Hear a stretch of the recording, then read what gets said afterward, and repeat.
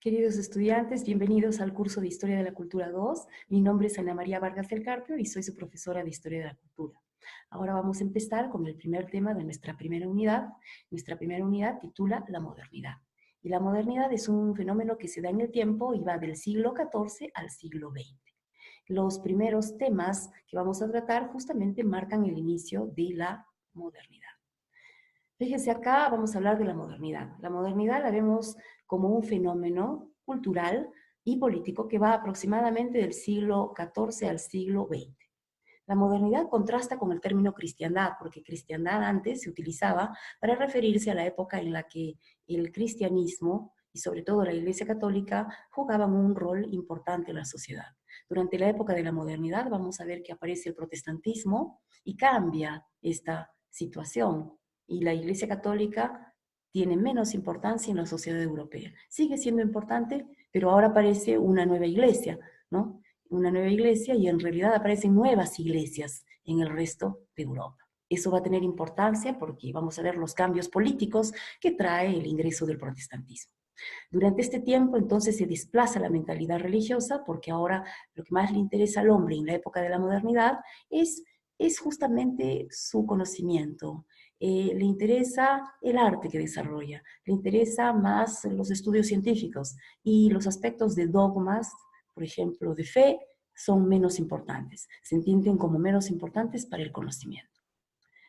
Veamos entonces qué es el humanismo, que es el primer tema que dijimos que íbamos a ver en esta presentación. Representa el primer tema de nuestro curso. No se olviden ver esa guía, la guía de la primera unidad, que contiene un poco más en detalle algunos aspectos de estos temas de nuestra primera unidad. Es importante que la revisen. Veamos, el humanismo entonces es una postura filosófica y ética. No es una filosofía, ¿verdad? No es, ¿ya? Más bien, fíjense, prefiere el humanismo como postura filosófica utilizar el pensamiento crítico antes que los dogmas de fe, ¿de acuerdo? Es decir, las verdades no son las que nos dice la Iglesia Católica en los dogmas católicos, sino que la verdad se puede conocer estudiando, por ejemplo, nuestro alrededor, estudiando los astros, estudiando las ciencias puras, ¿ya? Y también es importante que el hombre se desarrolle como ser humano y la formación del hombre es importante, por lo tanto ahora las artes liberales también van a ser importantes. Y todo esto hace justamente que se ponga al hombre en el centro del conocimiento durante los inicios de la modernidad con el humanismo. Empieza el humanismo y luego viene el renacimiento. Veamos entonces nuestra siguiente diapositiva. ¿Qué es el estudio humanitatis? Porque de ahí viene la palabra humanidades y de ahí viene el término humanismo. El estudio humanitatis, vean ustedes, es un término latín. El latín es la lengua franca, por decirlo, en la época de Carlomagno se utilizó el latín, recuerden. En la época de la Edad Media se utiliza el latín, es fundamental, todos estudian el latín en las escuelas catedralicias y monacales del Imperio Carolingio, y esto se convierte en el semillero de la educación superior, que vendría a ser la educación en la universidad. El estudio humanitatis es un currículum universitario que justamente inician las universidades italianas, los italianos.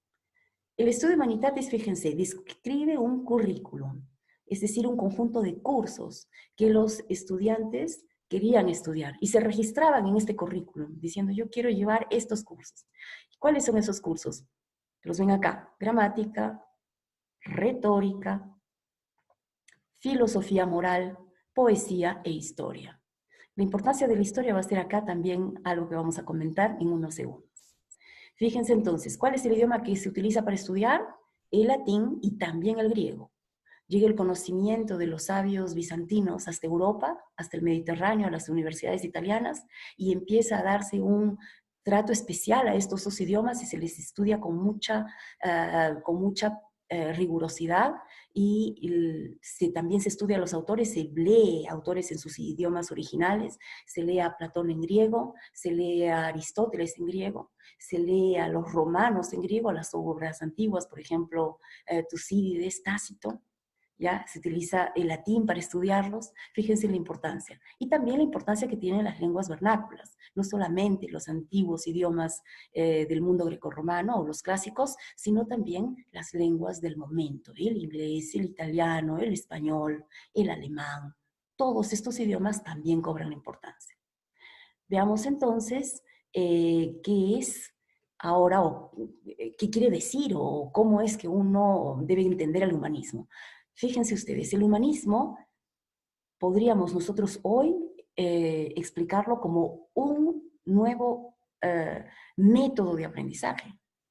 Esa posición filosófica significa cómo yo ahora voy a llegar al conocimiento y a la verdad.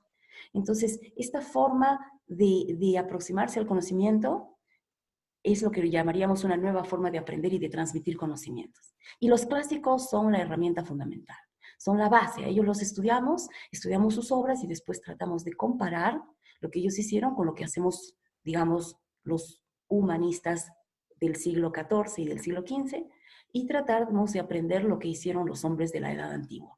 Es decir, saltamos la Edad Media y nos fijamos directamente en la antigüedad. Por eso cuando hablamos de humanismo, nos estamos también refiriendo al conocimiento de la edad antigua y le estamos trayendo, le estamos revalorando y le estamos dando una importancia en el conocimiento de la modernidad, del hombre moderno. ¿Quiénes son los humanistas? Son los que enseñan ese currículum, ¿ya? El estudio humanitatis. La historia, como les decía, va a tener también importancia porque ahora se va a entender como una conciencia de la humanidad. Se va a estudiar, pero con un sentido filosófico, para poder aprender del pasado. ¿De acuerdo? Esto entonces hace que la historia se revalore. Y también, así como el resto de ciencias donde hay un interés en la rigurosidad, en el trabajo profesional y serio, en el uso veraz del conocimiento y de las fuentes que se utilizan para conocer, también en la historia va a existir esa idea de producir trabajos de análisis y de interpretación histórica que sean rigurosos y que utilicen fuentes correctas. Y ahora veamos nuestra siguiente diapositiva. Y acá veremos este tema sobre los humanistas del Renacimiento. Me gustaría que ustedes lo lean con calma. Es simplemente para estudiar el aspecto de cuándo yo digo que alguien es humanista y cuándo digo que alguien es humanista del Renacimiento. Y esto está referido directamente a la cronología. Entonces acá, por ejemplo, les pongo un ejemplo. Les digo, Petrarca es un humanista del siglo XIV. El Renacimiento todavía no comenzó. El Renacimiento es un fenómeno del siglo XV. Entonces no puedo decir que es un humanista del Renacimiento, ¿sí? Solo es un humanista, ¿sí? Que produce obras que están justamente fundamentadas o que utilizan como base el conocimiento de la antigüedad. Pero se le conoce ya como un hombre moderno. Mientras que Erasmo de Rotterdam, que vamos a ver en unos instantes, es un humanista del Renacimiento, porque él ya es un autor del siglo XVI, que es justamente durante el Renacimiento como periodo, ¿no? Entonces acá el Renacimiento también es otro término que va a aparecer y será motivo de nuestro próximo video. Entonces, ¿quiénes son los humanistas que nos interesan acá? Son dos, fíjense. Tenemos Erasmo de Rotterdam en esta diapositiva y en la próxima diapositiva tenemos a Tomás Moro. Erasmo de Rotterdam es un teólogo. Fíjense en las profesiones de estos humanistas. Erasmo de Rotterdam es teólogo, por lo tanto sus obras van a estar enfocadas a la teología, al conocimiento, digamos, de cómo trabaja la Iglesia Católica, y también le va a interesar la Iglesia primitiva, antigua, va a fijarse en eso, cuando nace la Iglesia Católica, cómo era, y esto estamos hablando de la época antigua, ¿verdad? En Roma, cuando se instala el catolicismo. Y le va a interesar justamente comparar los valores romanos con los valores de su mundo, de la época en la que él vive. Se va a situar en su siglo y va a fijarse en lo que sucede alrededor y va a proponer cambios, ¿verdad? Eso le va a interesar a Erasmo de Rotterdam. Acá en la mano derecha de la pantalla tienen ustedes algunos autores que les he puesto como ejemplo, que son humanistas, pero no son humanistas del Renacimiento. ¿De acuerdo? Ahí está Dante Alighieri, está Francesco Petrarca y Giovanni Boccaccio. Veamos entonces nuestra siguiente diapositiva.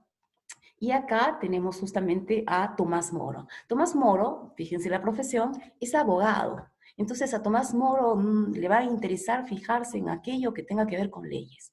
Y va a escribir esta obra, ya, que titula Utopía. Utopía significa no a lugar, no lugar. Entonces, esta obra de Tomás Moro justamente lo que trata de proponer es una sociedad sin leyes. Esto es una sociedad perfecta.